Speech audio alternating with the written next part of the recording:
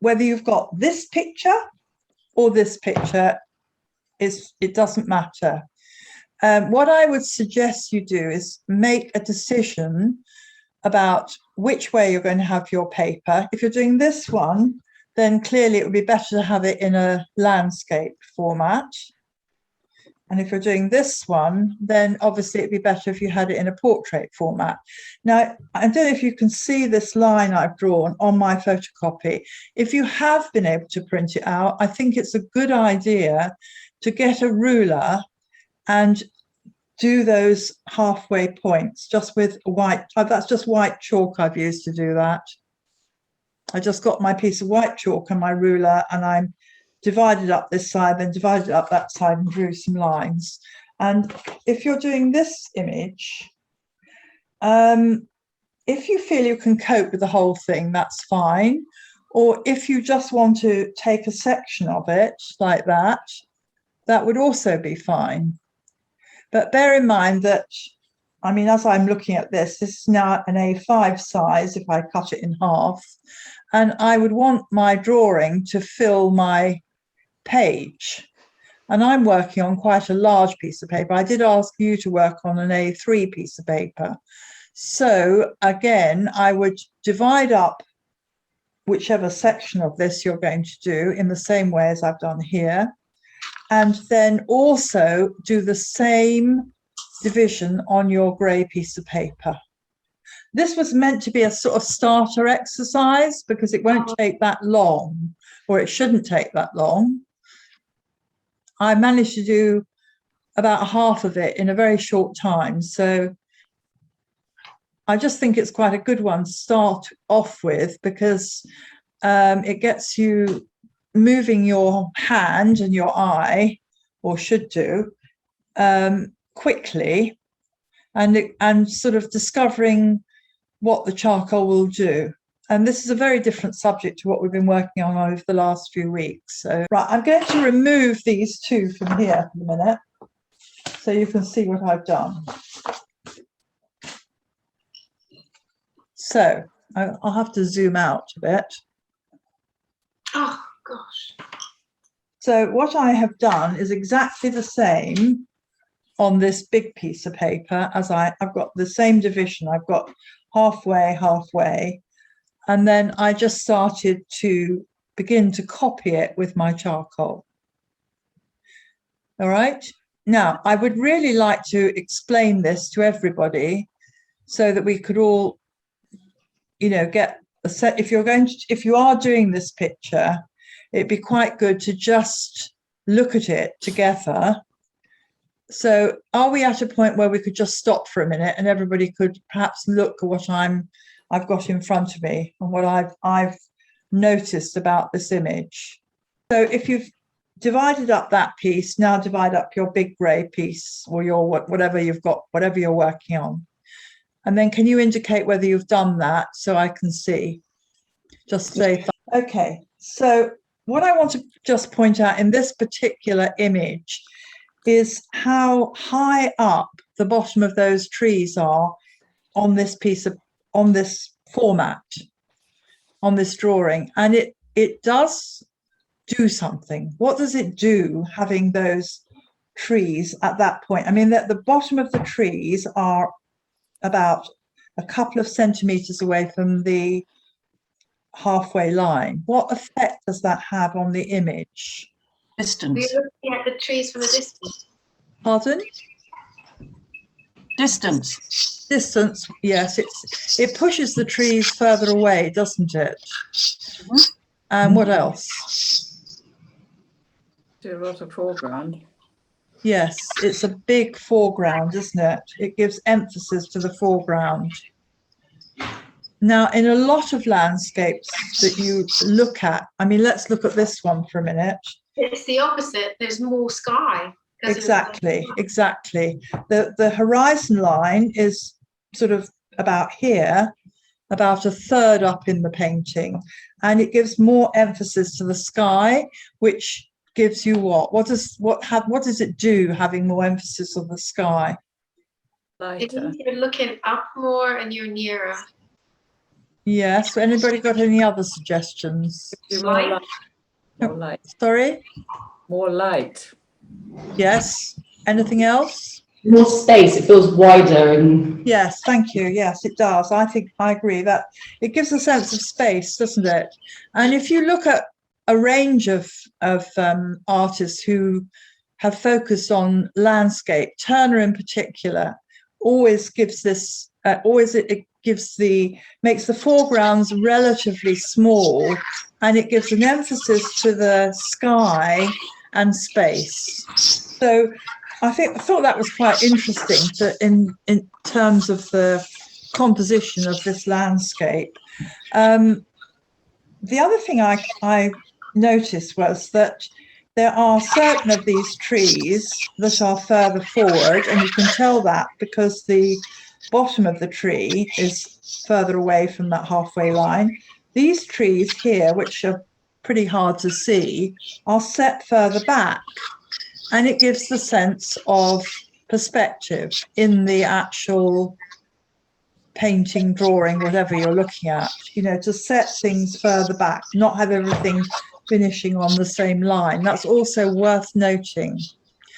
The other thing I think that's worth noting in this particular image is the way it's not terribly easy to see, but I like the sort of energy of his line. I think it suits the medium, and many of the landscapes I looked at, I just didn't think they would translate well in charcoal, and it was very difficult to find actually good images that were done in charcoal.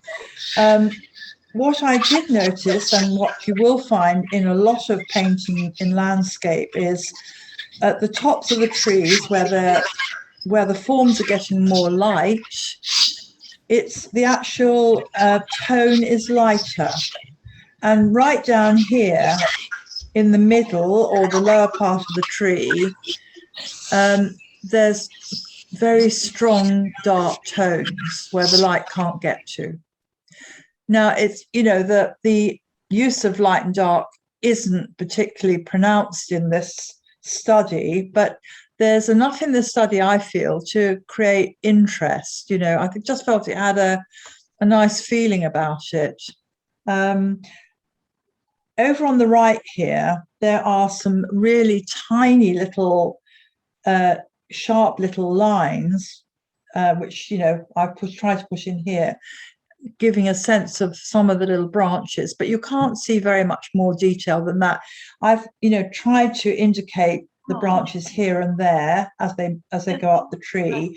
Just remember that your foliage breaks the line of the branches, so you only see bits of them here and there.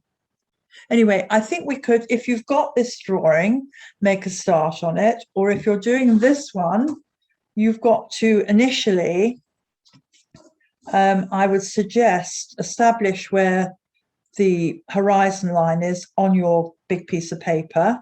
Notice that, as I said, this is about a third, and then you've got 2 more thirds for the sky, and then just outline the shapes before you start developing the tones. Now, there's not much detail. I can't see much detail in here. It's quite hard to see, but there is a sense again of the light area on the tops of the forms.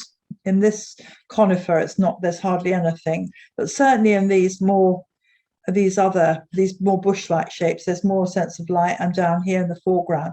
So see if you can just create that little piece or this little piece, whichever you've chosen, and then we'll have a look at what everybody's done in a minute. I think perhaps go halfway, and then we'll have a look at how you found it, and you can tell me. Okay, you'll find out once you start going what you can do. I mean, you obviously, with charcoal, you can soften it with your finger, and then you can build it up by using the charcoal on its side, or you can use it more like a pencil when you come to do the little fine lines, but you have to find the edge, the edge of the charcoal that's sharp.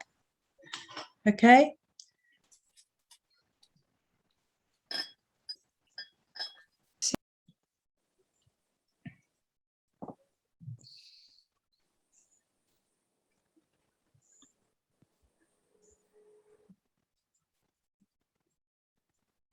I'm softening these forms back a bit because they're further back. So, you know, like he's got in his image, they're not as pronounced as the trees that are closer to us.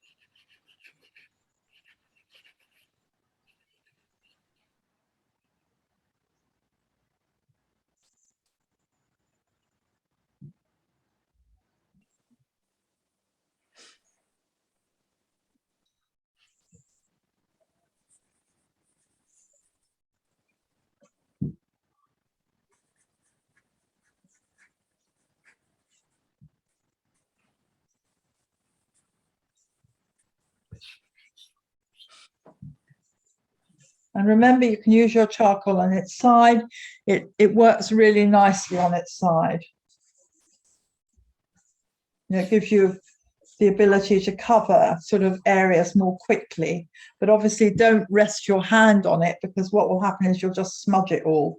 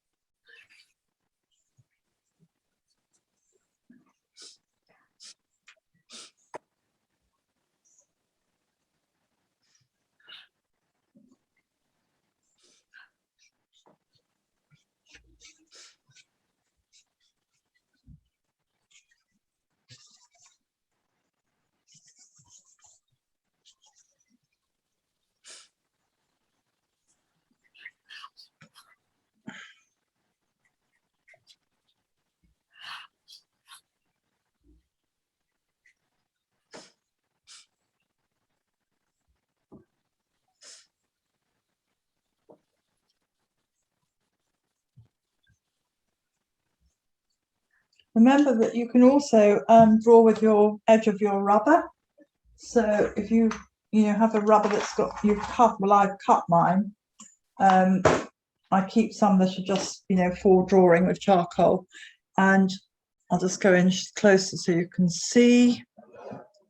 I'm just in the foreground here.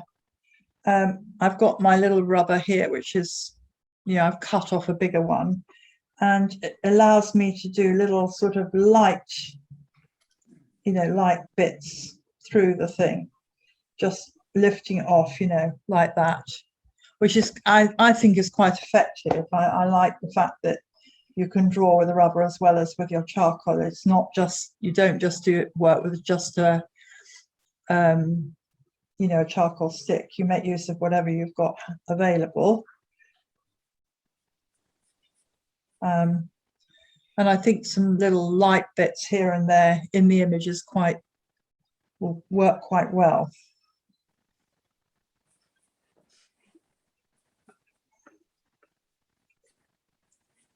Okay. You can always soften it off with your finger if you don't like the shapes, or go back and draw over it again. Draw back into it. Right, I'm now going to start on the other side. I'll have to push it over here, I think.